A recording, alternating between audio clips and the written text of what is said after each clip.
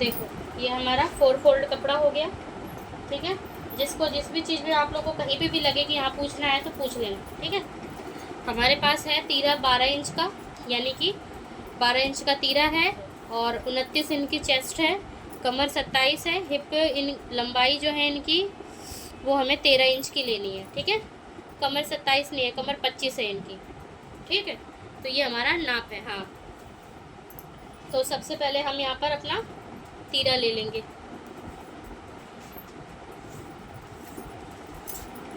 तीरा यहाँ से लेते हैं। ठीक है, आप जो ये लाइन बना रहे थे यहाँ पे, वो लाइन नहीं बनाना है। ठीक, सबसे पहले आपको यहाँ से तीरा लेना है। ठीक है, इनका है 12 इंच का, यानी कि 6 इंच का तीरा आ जाएगा। ठीक है, 6 इंच का ही आपको आर्म होल की लाइन भी खींचनी है। ठीक है, आर्म होल की लाइन कम तब होती है जब तीरा या फिर चेस्ट बहुत ज़्यादा होता है। ठीक है, तब आर्म होल की लाइन कम हो जाती है। अगर चेस्ट बड़ा होगा तो आर्म होल की लाइन कम होगी, अगर चेस्ट कम है तो आर्म होल की लाइन जितना तीरा है उतना ही लिया जाएगा। ठीक है, अब क्योंकि चेस्ट की मैं वो बता रही हूँ क्यों होता है ऐसा। वो इसलिए होता है क्योंकि जितना हमारा ये जैसे चेस्ट वाली छाती वाली ये लाइन है, जितनी हमारी ये बढ़ेगी आगे उतना ही आर्म होल भी तो बढ़ेगा। पेटीएम पर ठीक है, तो इसलिए ऐसे किया जाता है कि जितना आपका ये वाला रहेगा आपका उतना ही ये भी आपको रखना है। जितना आपका ज़्यादा छाती होगा 40, 42, 36, जितना ज़्यादा छाती होगा आर्म होल की लाइन कम होगी। ठीक है, हाँ, ये नहीं कभी करना है कि आर्म होल अगर मैंने तीरा अगर 7 का ले लिया तो आर्म होल को 7.5 ले लेंगे। नहीं, 7.5 आर्म होल लोगे और उसके बाद चेस्ट भी जाएगा 42 तक, तो कितना बड़ा आर्म होल तैयार हो जाएगा। ठीक है, ये वाला एरिया फिर बहुत बड़ा हो जाएगा ये वाला। ठीक है, तो 7 हमें ये लेना है तो ये भी 7 ही लेना। जब ये कम है तीरा, अच्छा। जब छाती कम है, समझ गए, यानी कि चेस्ट जब हमारा कम है तब हम आर्म होल की लाइन तीरे के बराबर लेंगे। ये याद रखना बस, जो तीरा जितना रहेगा आर्म होल की लाइन उतनी तब रहेगी जब चेस्ट कम है। इसका चेस्ट कितना है 29, यानी ज़्यादा हम 30 ले सकते हैं। हाँ। तो पतली सी लड़की है तो उसके लिए आर्म होल उसका, जब वो खुद पतली है तो आर्म होल कहाँ से बड़ा होगा उसका। ठीक है, तो उसके लिए हमने इसीलिए 6 ही ले लिया। ठीक, अब हम आते हैं इनके चेस्ट पे। इनका चेस्ट के लिए मुझे चाहिए था 30 इंच। ठीक है, तो उसका 7.5 होता है, 7.5 से 1 इंच ज़्यादा करेंगे, 8.5 पे टिक लगाएंगे हम। ठीक है, मैं बताई थी ना, हमेशा छाती से आपको क्या करना है, 1 इंच ज़्यादा पे टिक लगाना है। ठीक है, ये हमेशा याद रखना। अभी यही जाके वहाँ पे करना है आपको, मैं अब दोबारा नहीं इसको बताऊँगी। अब ये आपको लंबाई के लिए पहले टिक लगा लो। इसको लंबाई चाहिए थी 13 इंच की। ठीक है, तो मैंने 14 पे टिक लगा दिया। ठीक है, 1 इंच ज़्यादा पे लगाए, ये एक्स्ट्रा मार्जिन हो गया है। जिस तरह से आप मोड़े थे कपड़े को, उसमें आपका कपड़ा कम हो जाता और गलत भी कट जाता। उसके बाद हमें यहाँ पर रखना है गले के लिए 2.5 इंच का चौड़ाई। ठीक है, 3 पे तैयार हो जाएगा पूरे पट्टी लग के। उसके बाद मुझे गले के लिए इसकी लंबाई चाहिए थी, कहाँ गया इनका गला, 7 है और बैक मतलब 6.5 लेना है और 8 इंच बैक साइड में है। ठीक है, पीछे। हाँ, तो ये हमारा हो गया 6.5 चाहिए था, तो 7 इंच पे देखो मैंने ये निशान लगा रखा है। ठीक है, 7 इंच पे आपको ये बॉक्स रेडी करना है। आधा इंच ऊपर सिलने में चला जाएगा तो 6.5 में हमारा रेडी हो जाएगा ब्लाउज। ठीक है, ये हमने आधा इंच के निशान लगा के और ये गुलाई कर लिया। ठीक है, यहाँ 1 इंच के निशान लगाओगे और ये गुलाई कर लोगे। ठीक है, उसके बाद आपको तीरा के बीचों बीच ऐसे निशान रखना है और नीचे लेके आना है। ठीक है, 11 इंच पे ये निशान लग गया। ठीक, 11 पे लगा है। अब आपको 1.5 इंच की ये वाली शेप देनी है, इधर हो गया। फिर उसके बाद आप 1.5 इंच का यहाँ से कोना रखोगे। जिस तरह से मैं इंच टेप रख रही हूँ, इसका ध्यान रखना कि हमारा जा किधर रहा है, इस तरफ जा रहा है, नीचे की साइड में नहीं जाना है। ठीक है, फिर यहाँ से आप 1.5 इंच रखोगे, यहाँ लगा आपका टिक और ये इधर जाएगा। ठीक है, इस निशान से थोड़ा नीचे होना चाहिए ये वाला निशान। ठीक है, इतना यहाँ पर भी नहीं होना चाहिए और यहाँ पर भी नहीं होना चाहिए, इससे बिल्कुल आधे इंच नीचे होगा ये वाला निशान। ठीक, ये हो गया हमारा। उसके बाद अब हम यहाँ की फिटिंग भी देख लेते हैं। कमर वाली, कमर की कितनी थी इनकी, 25 थी, यानी 26 मान लेते हैं हम। तो हमारा 26 आता है 6.5 पे और हम ये रखेंगे 7.5 पे। अब हम ये दोनों लाइन हमारी मिला देंगे। ये हमारा प्रॉपर नाप तैयार हो गया है। ठीक है। और ये बैक साइड का सॉरी ये जो हमारा मार्जिन वाला कपड़ा है ये वो तैयार हो गया, ठीक है। और ये अब जो कपड़ा बच गया है इसमें हम अपनी बाजू तैयार कर लेंगे, ठीक है। तो इस तरह से हमारा ये तैयार हो गया है। अब हम इसे कटिंग भी कर देते हैं। अगर आप इस तरह से फ्रंट करके काटोगे जैसे जैसे मैंने ये काटा है, ठीक है, तो इससे क्या होगा कि आपका लंबाई भी पूरा आ जाएगा कपड़े की और आपका कपड़ा ज़्यादा बर्बाद भी नहीं होगा, क्योंकि आपको सब कुछ इतने ही कपड़े में निकालना है। जब आपको कस्टमर कपड़ा देगा तो वो तो 80 सेंटीमीटर भी दे के चले जाते हैं, तो आपको उतने में ही निकालना है। एक एक कपड़ा यहाँ पे यूज होता है, एक एक कपड़ा यूज होता है। ये देखो ये अपनी पट्टी काम आएगी। हाँ, वो भी काम आएगी। ये मैंने काटा और ये दोनों मुझे बटन पट्टी में काम आ जाएगा, ठीक है। इसको अब हम साइड रख देते हैं। अब इसमें एक और काम करेंगे हम।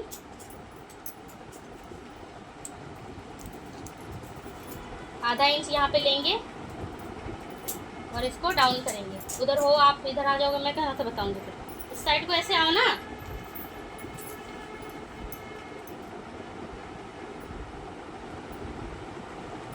हो गया।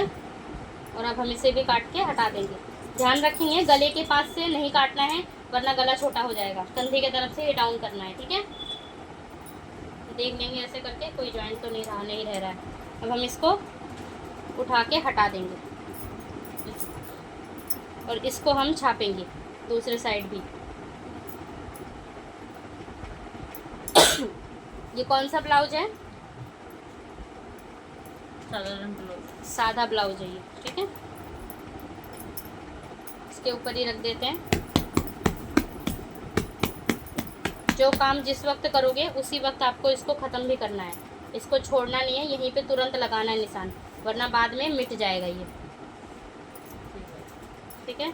अभी ये निशान लगा के इसको साइड करते हैं और उसके बाद अब हम बैक साइड का गला निकालेंगे, ठीक है। बैक साइड में उनको चाहिए था 8 इंच का, तो अभी हम यहाँ से नापेंगे और 8 हमारा यहाँ आ रहा है, पर हम 8.5 पे रखेंगे क्योंकि आधा इंच सिलाई में चला जाएगा, ठीक है। इस तरह से ही गोल कर लेना है।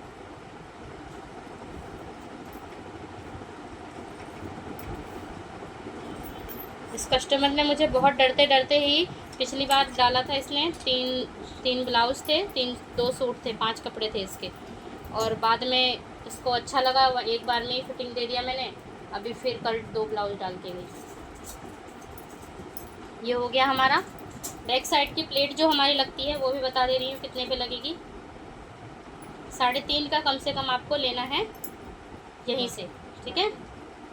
और उसके बाद ये 4.5 या 5 इंच का रख सकते हैं, कोई दिक्कत नहीं है, ठीक है। ये हो गया। अब ये कपड़ा जो हमारा बचा है इसमें मेरे पास आर्म होल में कम बच जाएगा, ठीक है, क्योंकि इनको लंबी बाजू चाहिए। अब देखो लंबी बाजू में ये कम कपड़े में ही निकालूंगी।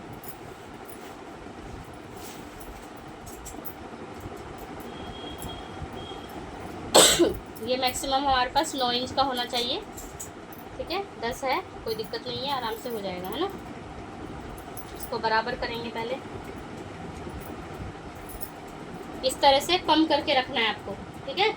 ये वाला जो घटा हुआ पोर्शन रहेगा वो हमारा दूसरी जगह से कपड़ा ज्वाइंट कर देंगे इसके ऊपर। ये ज्वाइंट हमारा इधर अंदर को साइड चला जाता है, ठीक है। ये देखो यहाँ लगा हुआ है जैसे, ठीक है, ये अंदर की साइड चला जाता है। पर कस्टमर को बता के करेंगे, उनको अगर नहीं पसंद है तो उनसे कहेंगे कि भैया ला के दो कपड़ा, फिर है कि नहीं, फिर या तो कपड़ा ला के दो। जब आपने इतना ही कपड़ा दिया है तो हम इसी तरह से करेंगे। ये हमारा शेप बन गया बाजू का। पहाड़ी झबरा इसीलिए पहाड़ी झबला कटवाती हूँ ताकि आपको बाजू का शेप बनाना आ जाए। पहाड़ी झबले का कोई काम नहीं है। 5 इंच की इनकी गुलाई है, ये हो गया, और 2 इंच हमारी मार्जिन का हो गया। ये काट के यहाँ से हम हटा देंगे।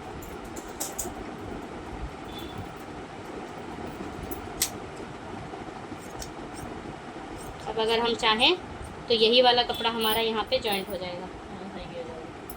ठीक है, दिमाग से अगर काम करोगे तो काम अच्छा होगा, अगर दिमाग से काम नहीं करोगे तो फिर काम अच्छा नहीं होगा, फिर तो परेशान रहोगे फिर तो। ये दोनों बाजू में लग जाएगा। ये हमारा यहाँ पे जॉइंट हो गया ये कंप्लीट हमारा। ठीक है, जब इसको कपड़े पे, मेन कपड़े पे जब बिठा लेंगे तब उसके बाद 1/2 इंच का यहाँ से हम इस तरह से गुलाई दे देंगे फ्रंट वाले भाग के लिए, ये फिर कट जाएगा सिलने के बाद। ठीक है, ये हो गया हमारा बाजू, फ्रंट बैक दोनों कट गया है। और ये हमारी बटन पट्टी हो गई। अब आई तिरछी पट्टी की बारी।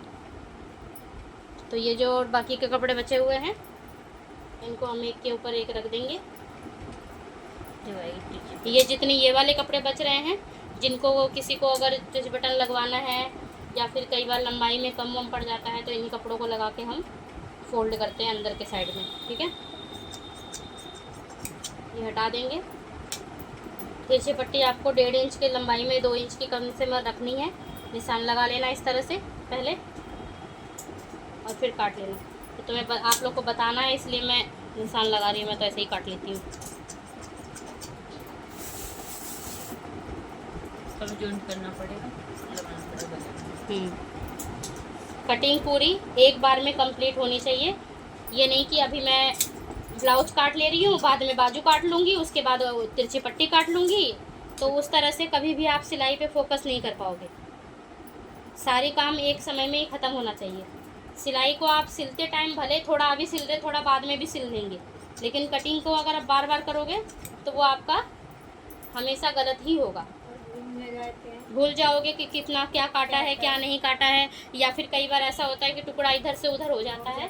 ठीक है, तो इस तरह से ये पूरा सादा ब्लाउज की कटिंग पूरी हो गई। आप लोग को समझ में आया? आया आ गया ना?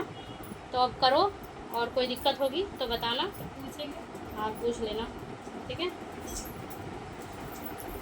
चलो भाई, आप लोगों का भी थैंक यू चैनल पे बने रहने के लिए, और ज़्यादा और इन्फॉर्मेशन के लिए वीडियो को लाइक कीजिए, शेयर कीजिए और ज़्यादा से ज़्यादा सब्सक्राइब कीजिए, ताकि मैं और अच्छे अच्छे वीडियो बना के आपको डाल सकूँ। आज मैंने अपने स्टूडेंट्स को सिखाया है सादा ब्लाउज की कटिंग। अब ये लोग जा रहे हैं ड्राफ्ट करने के लिए। ये छोटी सी मेरी क्लास है, आज मैंने आप लोग को दिखा दिया और ये मैंने घर पे ही किया है। ठीक है, थैंक यू, राधे राधे। आप सभी लोगों को स्वस्थ रहिए, खुश रहिए, आराम से।